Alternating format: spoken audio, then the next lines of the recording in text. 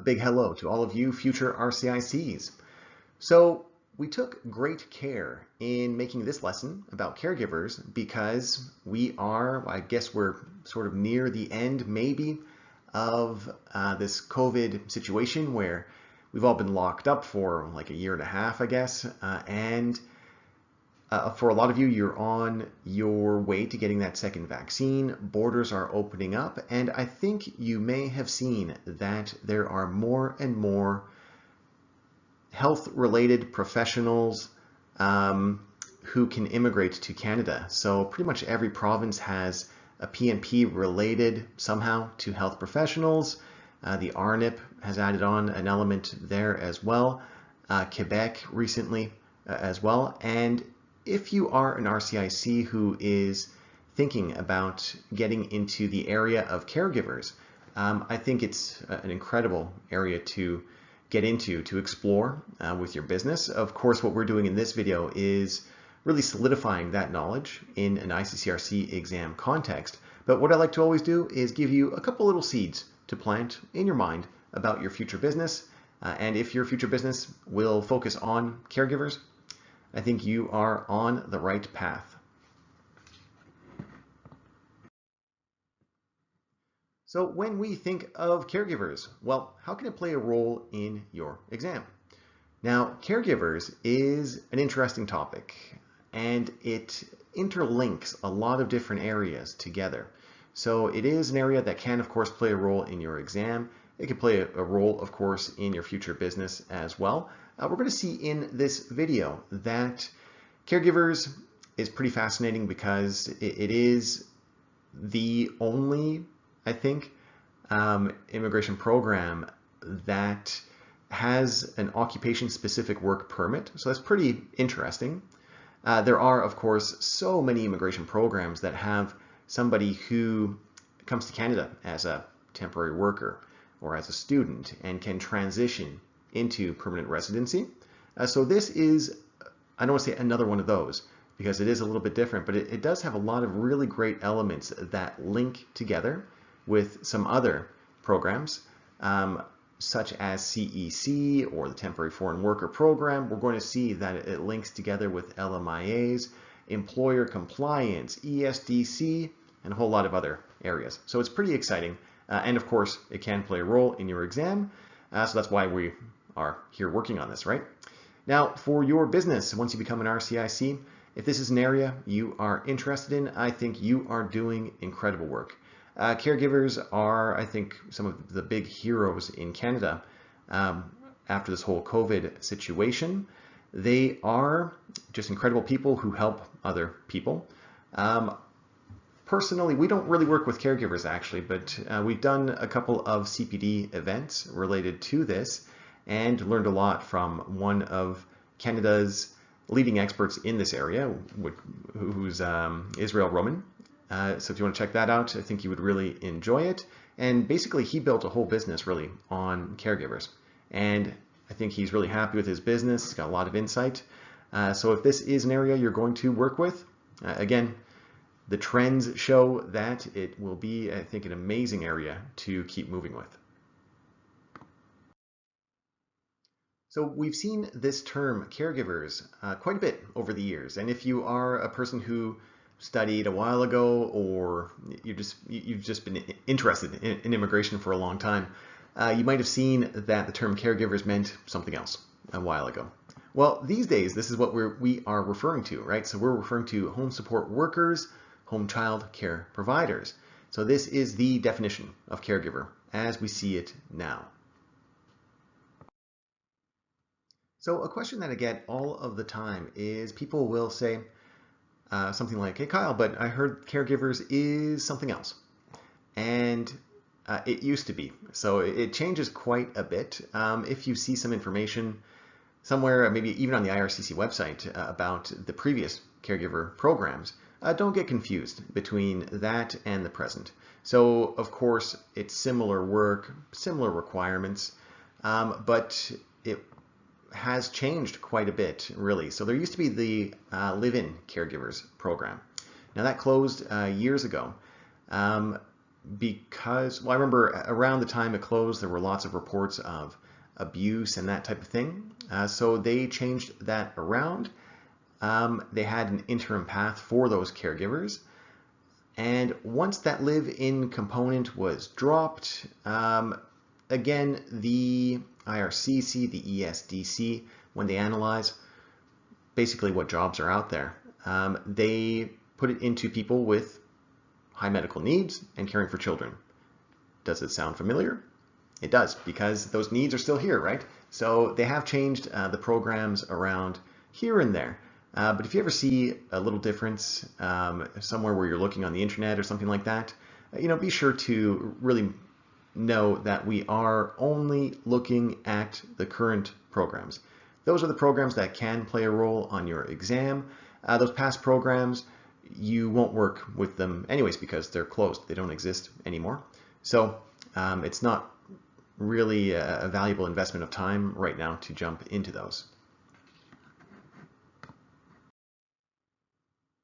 All right, so just to show you what we discussed a little bit here, there are so many health-related professions now that are vacant in Canada. So there's all these jobs open across all the provinces.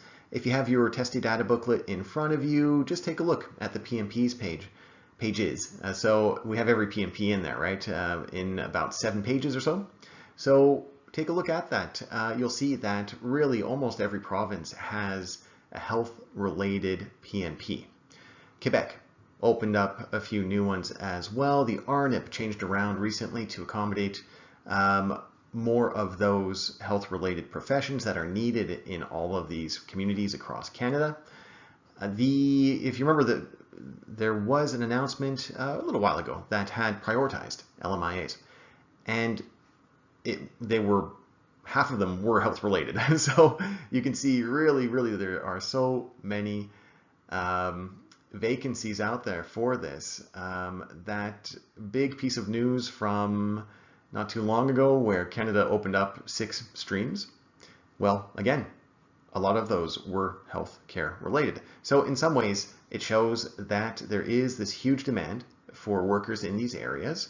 In another way, I think it is Canada rewarding all of these incredible health professionals that helped us so much during COVID. So if you take a look at the IRCC website, you can see a lot of useful information. Now, the cap has been reached for this program. It's going to reopen January 1st, 2022. Does this mean that this program is closed and we do not need to know it for the exam? No, we do need to know it.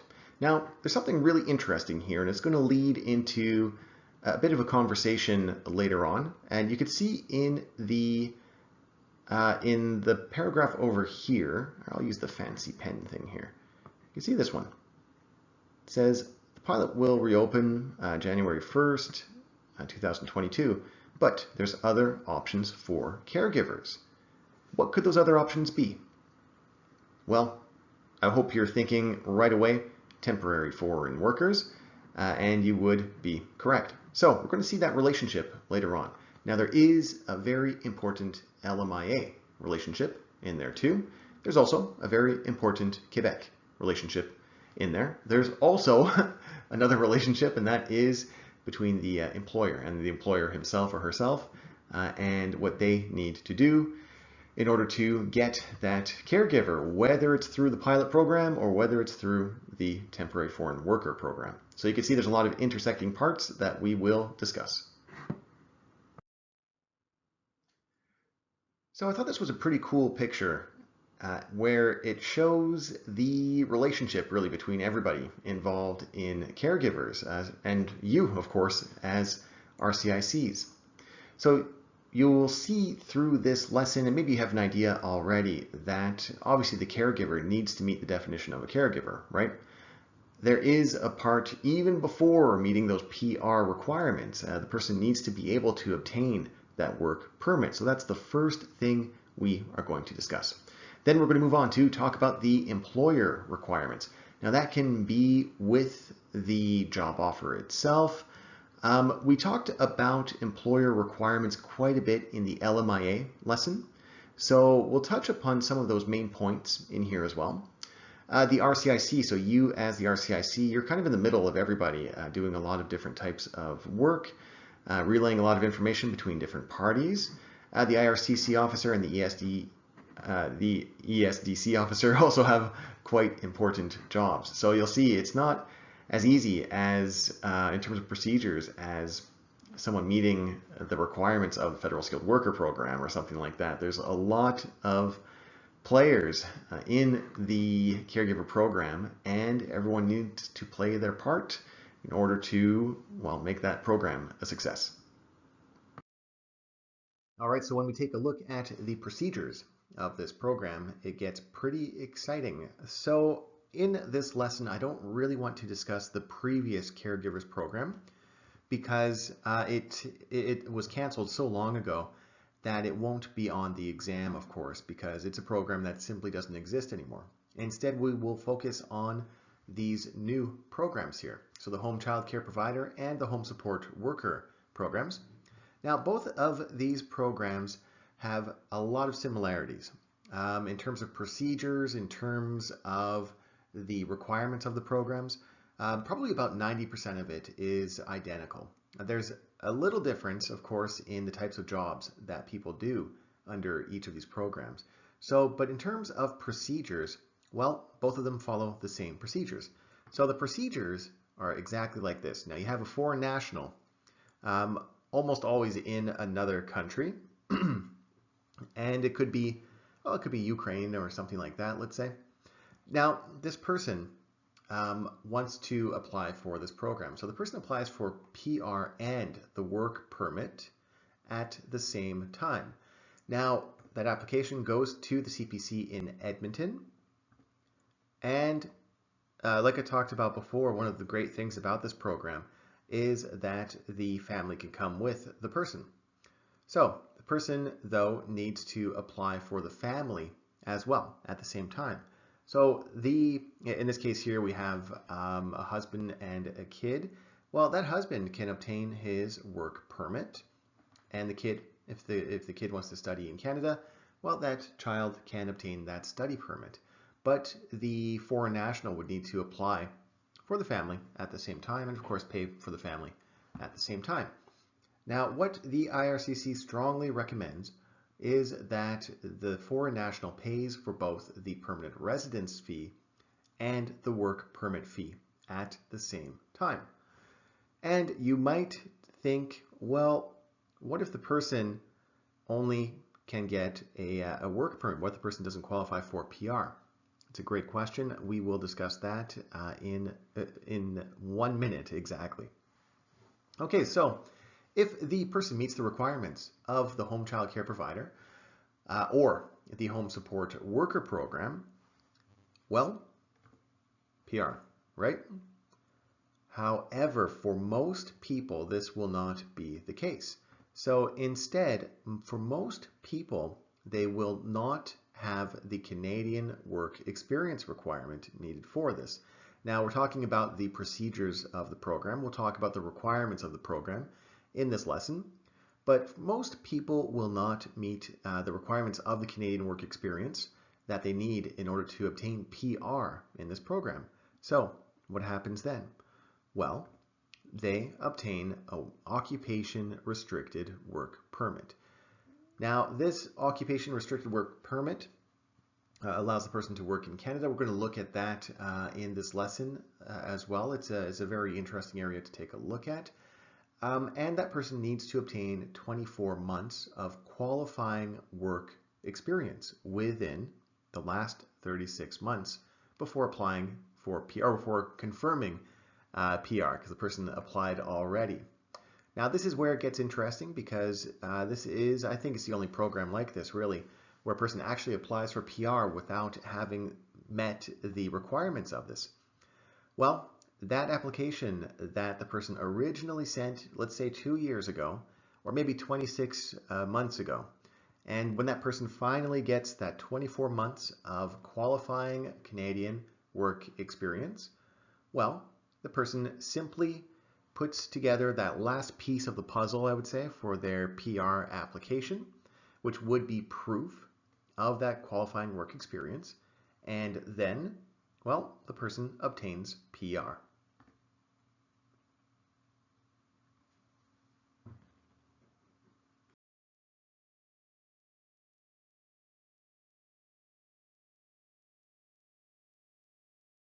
All right, so let's talk about that occupation restricted work permit. So this is very, very interesting. Now, this is the only occupation restricted work permit that is in the immigration world, or in the Canadian immigration world.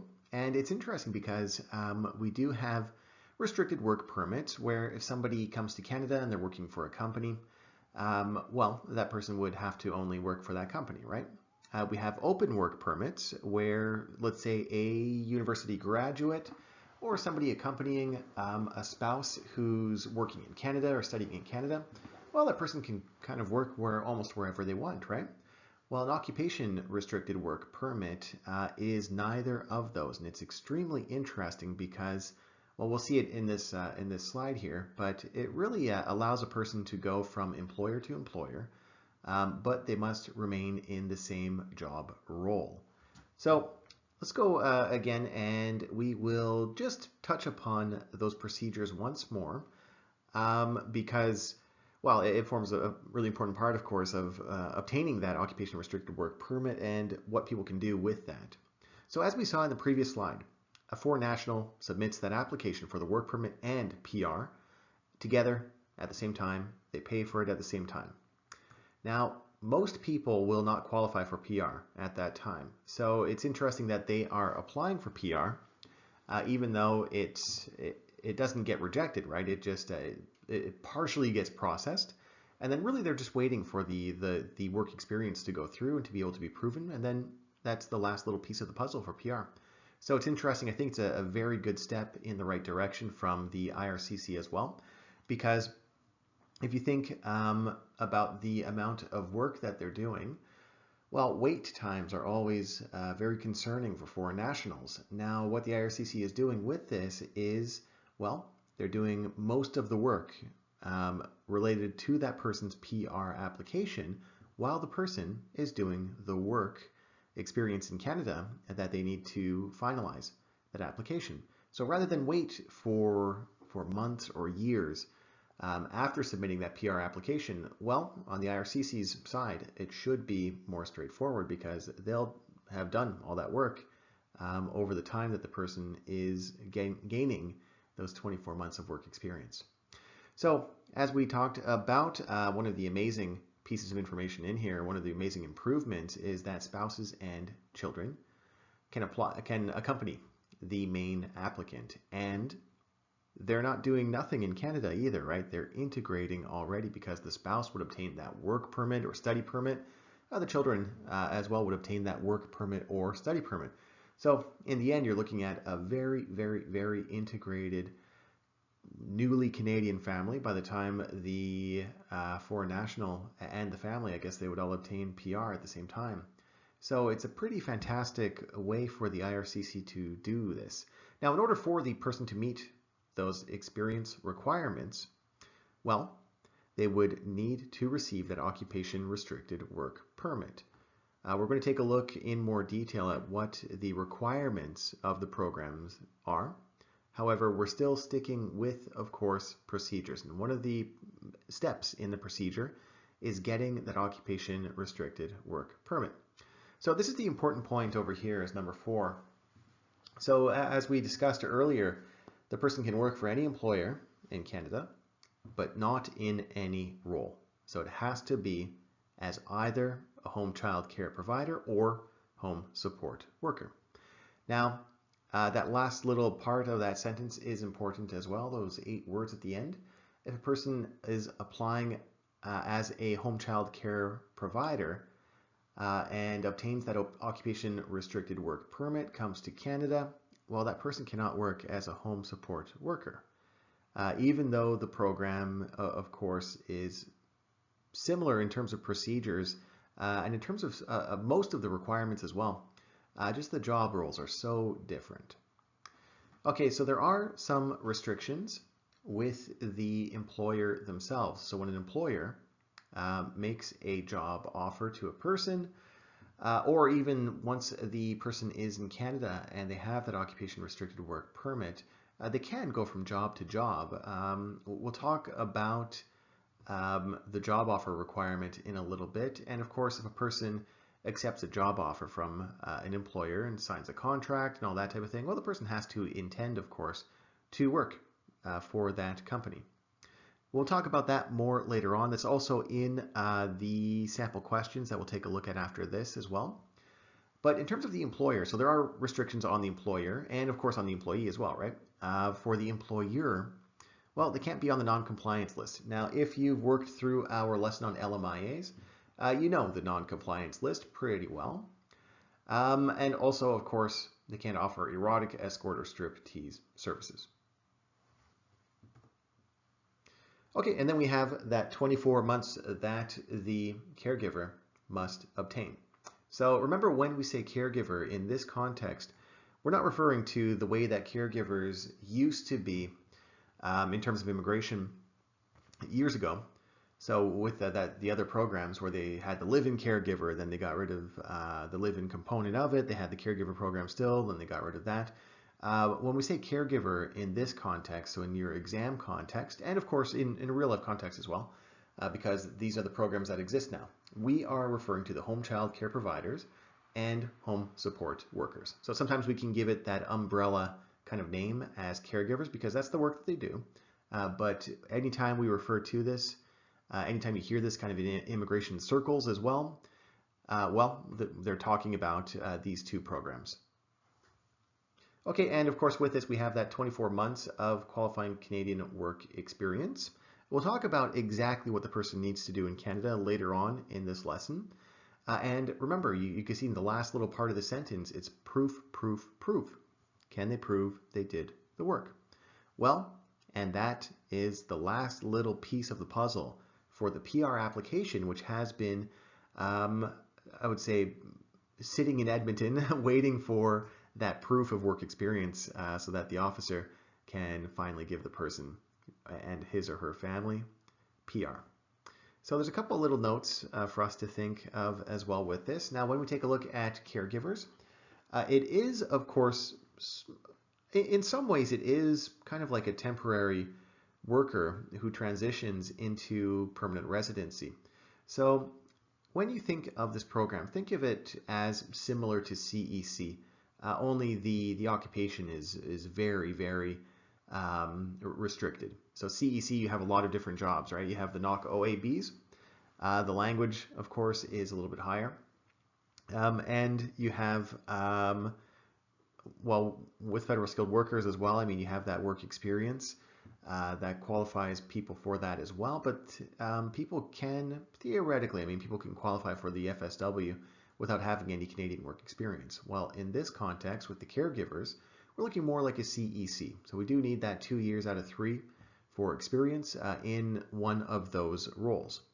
Now, the other little note to think of is over here. So just like I said, when you take a look at the manuals, when you take a look at the government releases for this, well, they talk about a person who can obtain PR if they have that Canadian work experience. Well, most people will not have that Canadian work experience. And it's not just Canadian work experience, right? It's qualifying Canadian work experience. So they would need that occupation restricted work permit so they can obtain that, of course, Canadian qualifying work experience. All right, so we've discussed the procedures that a person goes through with this program, and of course that very, very, very important differentiation between when a person applies for PR and that work permit at the same time, and of course when the person finally qualifies for PR, which is after obtaining that qualifying Canadian work experience. Well, when we take a look at the requirements of this program, rather than the procedures, we see a lot of course, important information. So the first thing to take a look at, of course, is whether or not the person is applying for that work permit and PR. Though remember, of course, when we say PR, there should be an asterisk on PR because the PR would come afterwards, right? So anyways, we have the two programs. So we have the Home Support Worker Program and the Home Child Care Provider Program. Now, what does a person need in order to meet the requirements to get that occupation-specific work permit? Well, we have language requirements. So every single economic program has language requirements. Now, with these programs, it is pretty low. It's at CLB 5. So if you have any knowledge of the previous Caregivers programs, in one of the previous programs anyways, they left it sort of vague. And in another one, they had a similar CLB score. Well, for this one, it's a CLB 5. Now, just like any other program, this needs to be proven. So we have, of course, those 4 language exams. We won't talk about this too much because we've gone through this quite a bit in other lessons. But a CLB 5 correlates with certain scores in these 4 exams, and that is something that certainly can come up on the exam. Okay, so we have the 1-year post-secondary educational credential. We've gone through this quite a bit in other lessons as well. It's not just any educational credential, it has to be ECA verified. Now, often you'll see a Canadian 1-year post-sec, or whatever the program is, you might see part of the requirements on the IRCC website as being a Canadian educational credential, and you'll see this throughout the economic programs. And then often they'll have kind of at the end a little part that will say if the educational credential is not Canadian, that it would have to be ECA verified. And don't get mixed up with that. Most people in these programs will not have a Canadian educational credential. Instead, they would have a credential from their country or from another country, and they would need to apply for that ECA. What if the educational credential does not get verified by an ECA? So what if the ECA, what if the authorities who conduct the ECA, what if they take a look at that person's educational credential and they say, you know what, this is not at a Canadian level, so we will not give you verification, we will not give you your ECA. Well, that means that essentially in this context anyways, the person does not have an educational credential. Okay, intent and ability. This is something we'll see when we take a look at the sample questions that will be there afterwards. So let's split it up into 2 areas. So we do have the ability to perform the tasks required. Now, can a person perform these tasks, really, is what we're asking here. Let's say that the person is an accountant and wants to change his life and come to Canada and be a home support worker.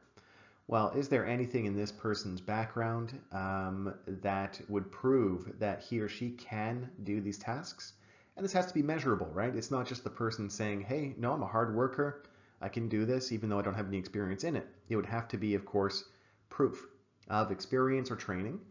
And the best proof is, of course, through documentation.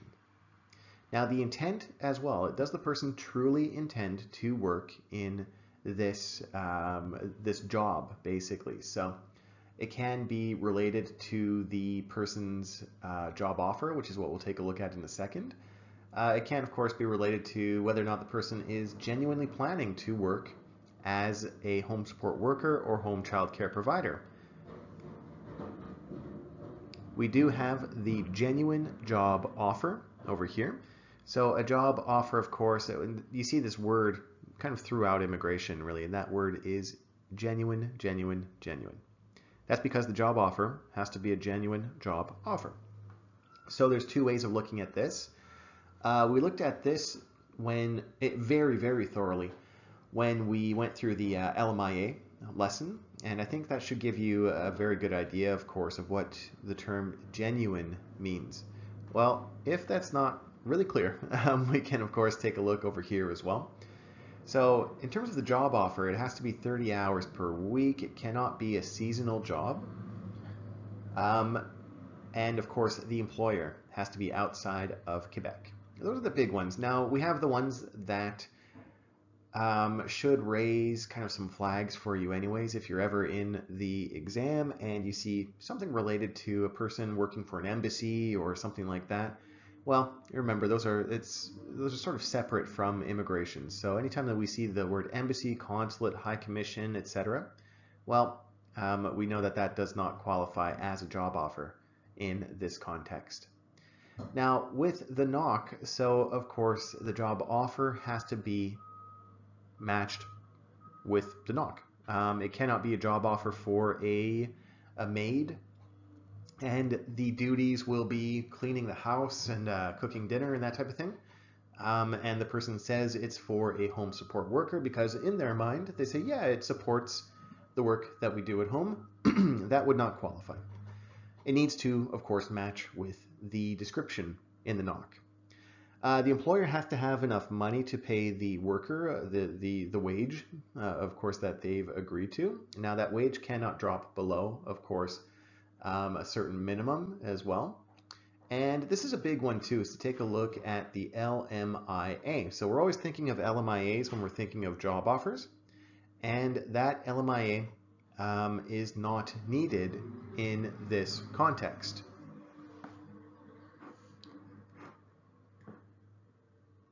All right, so when we think of one of the other qualifications, this is the big one too, and this is something to really be aware of, and that is, of course, qualifying Canadian work experience. Now, this is not needed for the work permit. However, that qualifying Canadian work experience is needed for the PR application. So we'll take a look at that later on. Now, with that PR application, remember the person is submitting the PR application with that work permit application, and I think we discussed why, really. You can see it on the side of the IRCC officer in that they'll get the majority of the work done on their side while the person is gaining that qualifying Canadian work experience. So with the PR application, the applicant does not need to prove the job offer anymore, the intent and ability to do that job either.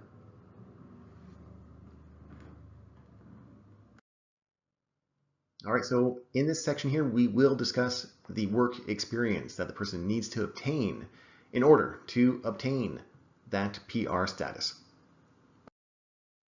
Okay, so as we know, the big difference between the two programs, between the Home Child Care Provider Program and the Home Support Worker Program, is here. It's in the work experience. So what will the person do in Canada? Now, for a lot of the program as a whole, I mean, the requirements are the same between the two, right? Language, education, etc. But the work experience, the job they will perform, is very, very, very different. So it might seem similar in the context of the fact that they're taking care of people, right? However, what they really do in terms of the details is very, very different. So with a home support worker, what they're going to do in Canada, and what they need to prove that they're able to do, of course, is provide care and companionship for seniors, people with disability, people who are recovering from surgery and that type of thing. This can be, of course, in the client's home, and the person can be employed by an agency or a private household.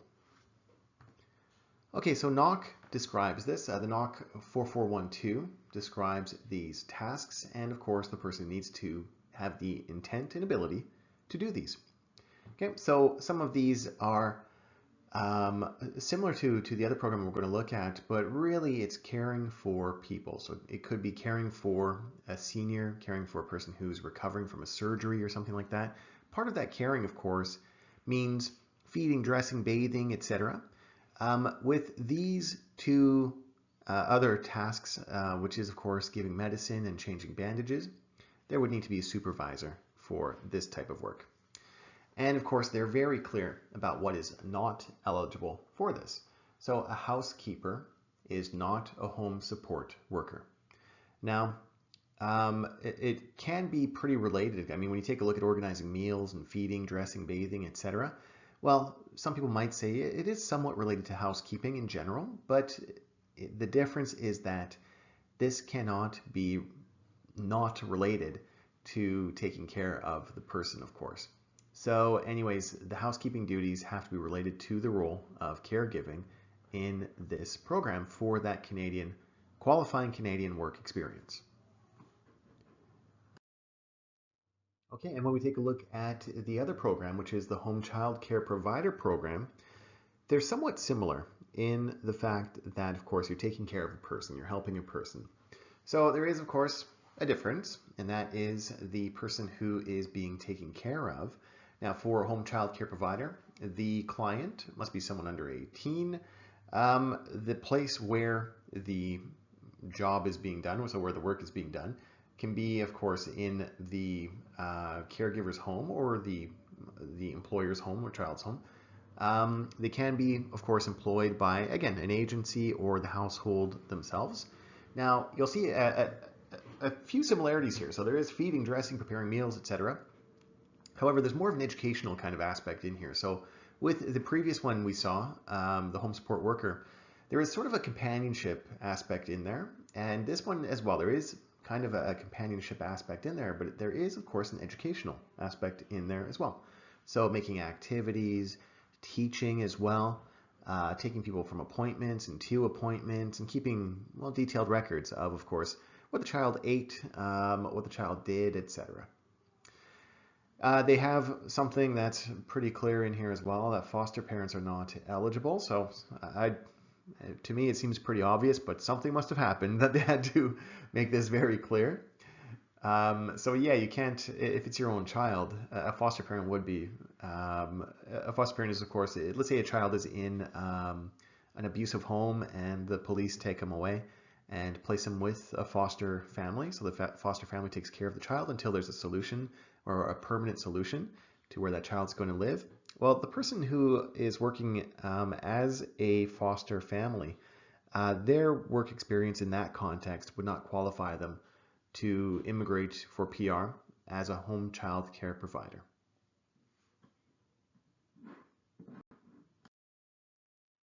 All right, and then of course it is as important to take a look at what does not qualify as it does to take a look at what does qualify as qualifying work experience for this program. So we've got leave, basically. So if a person takes leave from the position, let's say someone comes to Canada as a home support worker, remember that the families can come with the person. Well, if that person has a child and takes parental leave, let's say the person takes 3 months parental leave and then comes back to work. Well, those 3 months do not count towards this program, towards the Canadian qualifying work experience needed for this program. What if the person gets sick and takes a month, 2 months leave? Well, again, that time would not count. If a person completes a contract, or let's say the person is working for a family and the family moves and the person is looking for other work as a home support worker, for example, or a home child care provider, depending on which program they applied for when they got that work permit, well, those periods of unemployment do not count. Okay, what if the person came to Canada and worked illegally? Obviously, that time does not count. What if the family goes on holiday for a month to Brazil and they bring the home child care provider with them, and the person is still working for the family, doing the exact same role, taking care of the kids, but in a different country? Well, that time does not count towards the qualifying Canadian work experience. What if the person takes a week-long holiday because it's in their contract that after 3 months or 5 months or whatever it is, they get a week of holiday and they go enjoy their time in another city? Well, that time would count. Okay, what if the person was here in Canada as a student, got that post-grad work permit, and maybe then got some qualifying work experience? Well, on that post-grad work permit, the time would actually count towards this, assuming, of course, that the person meets the other requirements. However, if the person was working while they were a student, and let's say after school, they were working as a home support worker, well, that time would not count. What if the person made their own small company and they worked as a self-employed person? So they would bill as a company and that type of thing. Well, that time as well would not count.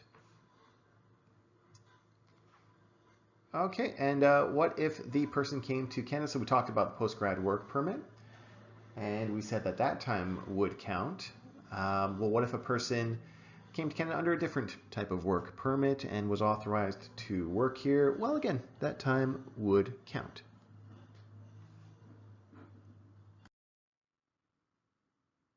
All right, so let's move on and talk about the employer. So we've seen the requirements of the caregiver, himself or herself, but there's another piece of the puzzle, right?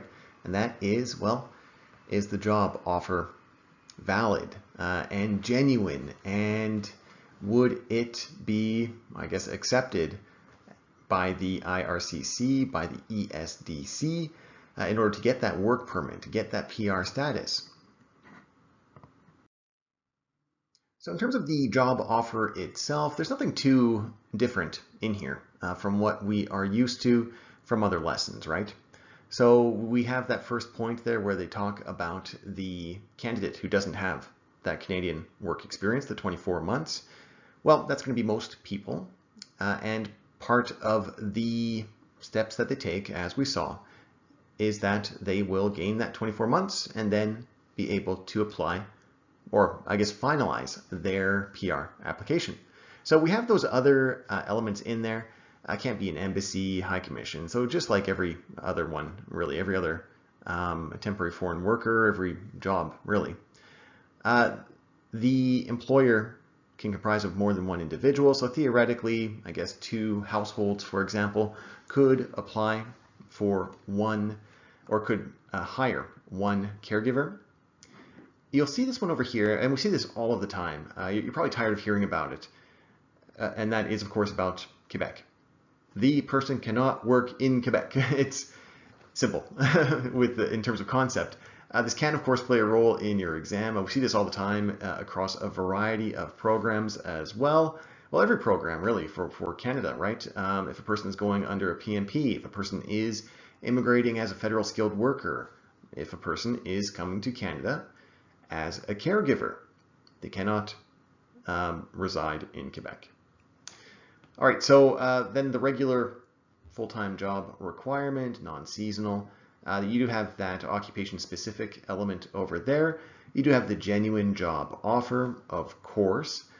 This is an important one that, again, links across almost all immigration programs, and that is that the job offer has to be valid when the person is issued the initial occupation-specific work permit.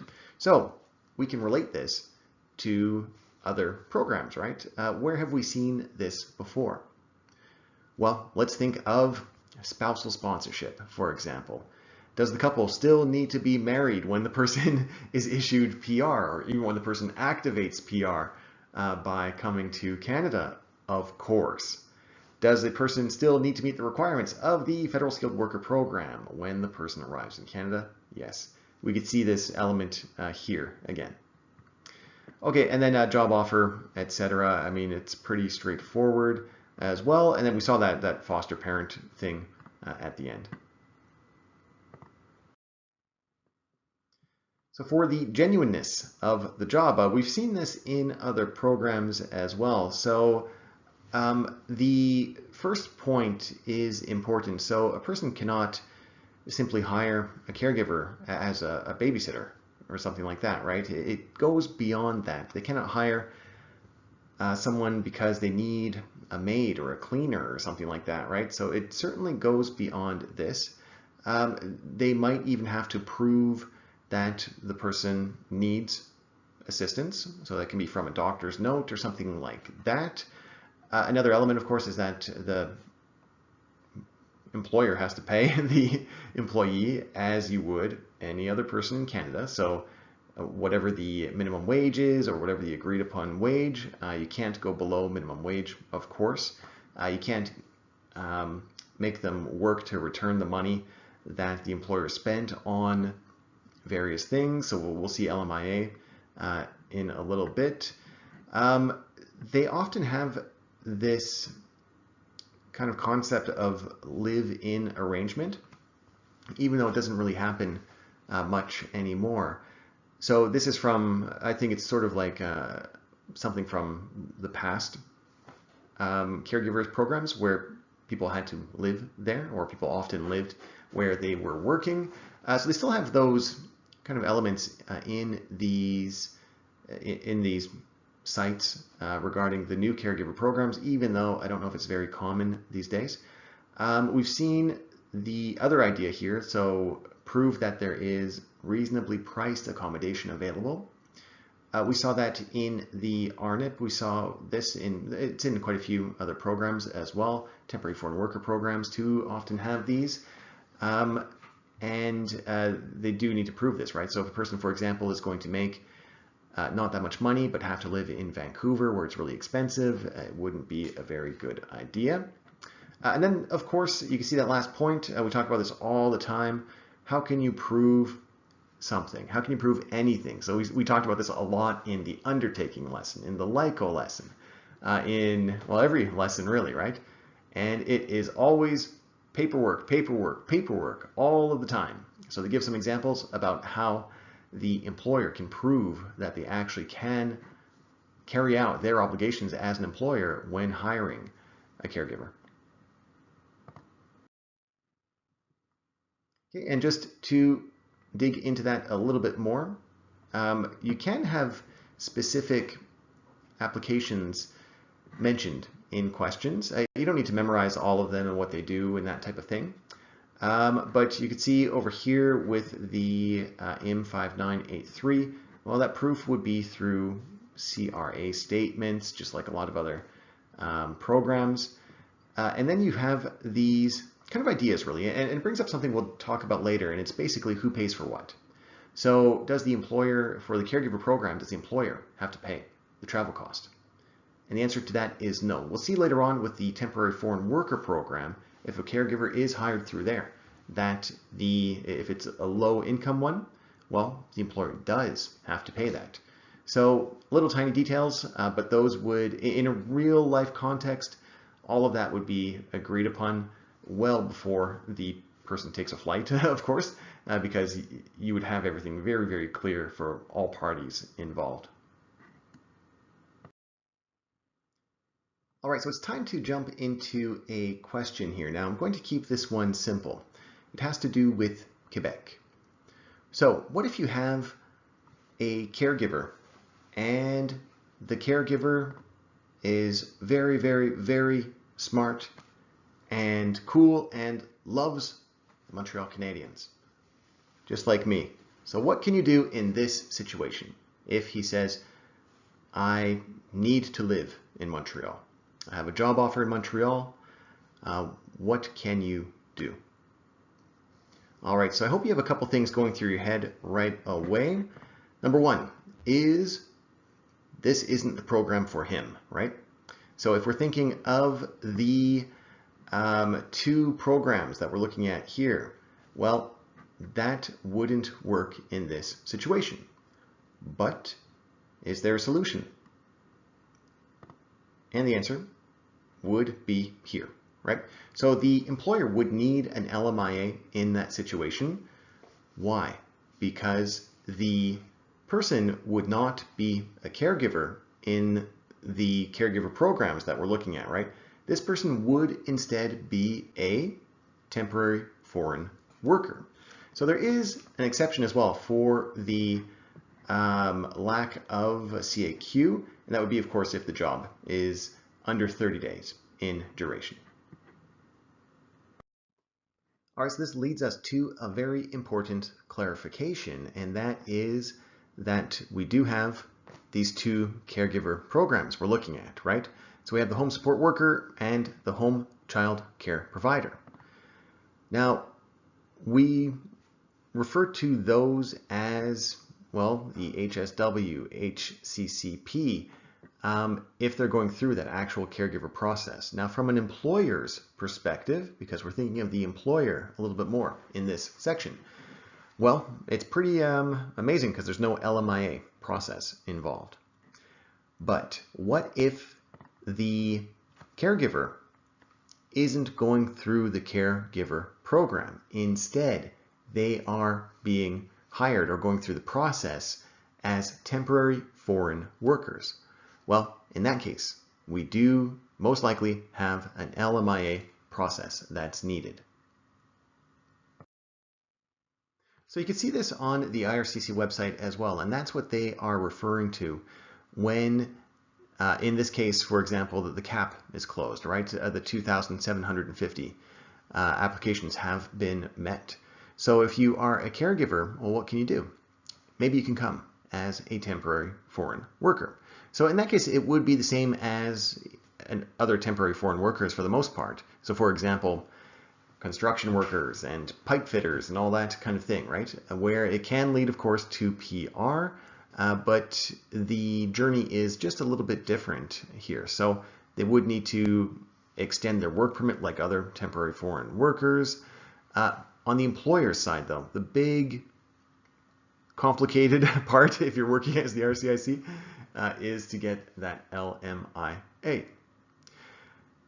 Now for LMIAs, we have a very thorough lesson on this, right? The LMIA lesson is 4 hours long. We cover really everything in there. So I don't want to go into that too much, but I did want to touch upon it in this program here because, again, caregivers, it's different from other programs, right?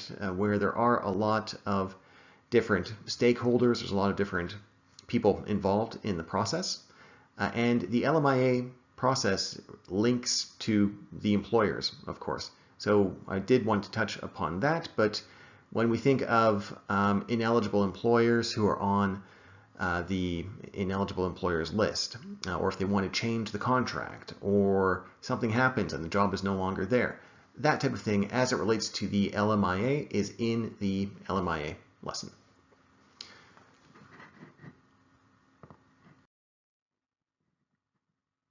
Okay, so when you dig deeper into that area of temporary foreign workers as it relates to caregivers, you can see that even though they're going through this other process, the big difference is, of course, the LMIA.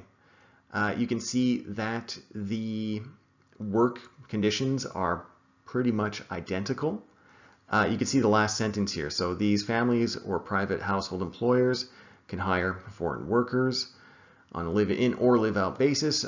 They can never force the person to live in, by the way, of course, for 2 categories of in-home workers, which include, can you guess what it includes? It's these 2. So does it sound familiar? It's identical, actually, to the caregiver programs that we just saw. So anyways, when the person is going through, let's say the caregiver himself or herself, when he or she's going through that process or finding the job or work conditions or anything like that, I mean, it's pretty identical, regardless of if they're going through the caregiver program itself or as a temporary foreign worker, and then will probably transition to maybe CEC or caregiver for PR. So on their side, there's not too much of a difference. So on your side as an exam taker, when you see this concept presented in different ways, where the person goes through the caregiver process or goes through the temporary foreign worker process, just remember that, I mean, a lot of it is identical. So you can see over here, yeah, from the employer's perspective, it's just the LMIA requirements are more strict. We do have that extra element of Quebec that we saw before. All right, so just to go back a little tiny bit, remember we have all of these different people involved in this process because we have the employer, the RCIC, the ESDC, the IRCC, and of course the caregiver himself. And well, I guess even their families, as we saw right at the beginning of the lesson. So we do need to know how these people interact with each other, the responsibilities each person has. And part of that is just about who pays for what. So with an employer, when an employer needs an LMIA, and we saw that, I'll give you 15 little seconds. I'm going to ask you a question. I want you to answer. When does an employer need an LMIA to hire a caregiver? I hope you said through the Temporary Foreign Worker Program. Awesome. High five. All right, so if you did, awesome. Remember, if a caregiver is going through, has that occupation-specific work permit, well, the employer does not need that LMIA. All right, so let's say an employer needs an LMIA. So it's an employer in Quebec, and he or she wants to hire a caregiver. So in that case, remember, the Caregiver Program does not exist in Quebec. So the person would be a temporary foreign worker, essentially. So that employer needs to pay for the LMIA. It's the same as employers who hire for restaurants, construction companies, all that type of stuff, right? Now, there is an exception, and exceptions are important in your exam. So that employer needs to apply for an LMIA, and that's quite a bit of work, right? But there is a fee exemption. So remember, LMIAs cost $1,000.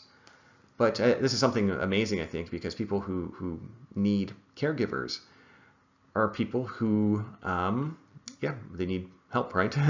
And adding $1,000 onto there, I think, can be stressful for them. So that's really amazing of the government to change this. So this was changed in 2018, I believe, where families who are hiring caregivers don't need to pay the LMIA fee.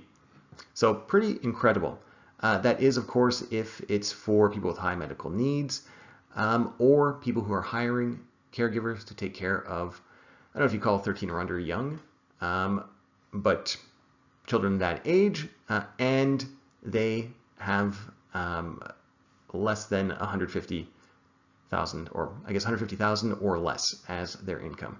So pretty incredible from the government. I think it really shows kind of, again, just the human side of caregivers and the work that they do in helping everybody. And the government realizes this and wants to make people's lives better too. Okay, so with temporary foreign workers, there's no obligation for the employer to pay for the work permit himself or herself. In reality, most temporary foreign workers pay for it themselves anyways. It would all be written out in the contract or in the offer of employment. Now, for temporary foreign workers, remember before when we were looking at caregivers through the Caregivers Program, we said that the employer does not have to pay for their transport. Well, with Temporary Foreign Worker Program, the employer does need to pay for the transport if it's considered a low-wage position. So that means that if the employer is hiring a temporary foreign worker who is going to perform the work of a caregiver, and that worker is in the Philippines, well, the employer is going to pay for the flight to, let's say, Montreal.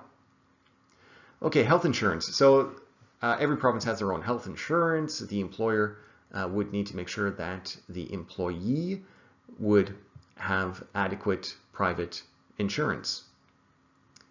And as we discussed before, this is identical. So if the person isn't going to live in the employer's house, the employer needs to make sure that there is, of course, affordable housing available and nearby.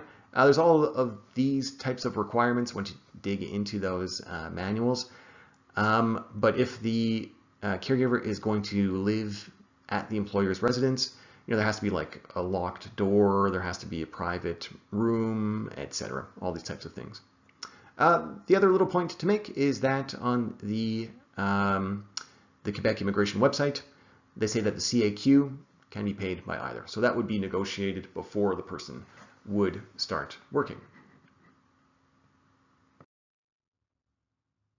All right, so do you need to know all of the documentation that's needed for every single immigration program? No. Should you know some general areas? Yes. So you have the, IM 0008 is common across everything, really. So we should be able to have kind of a background on that. When you're studying, the documents checklists are always pretty useful because it shows you in practice what to use, if you have time, of course, to look through those. Now for the other information in here, the one that we talked about that was, I think, pretty important is the offer of employment form. We talked about the procedures that a caregiver would go through in immigrating, or well, first getting that work permit and immigrating, of course, through this program. A very important differentiation was, as we saw, right, where we have temporary foreign workers.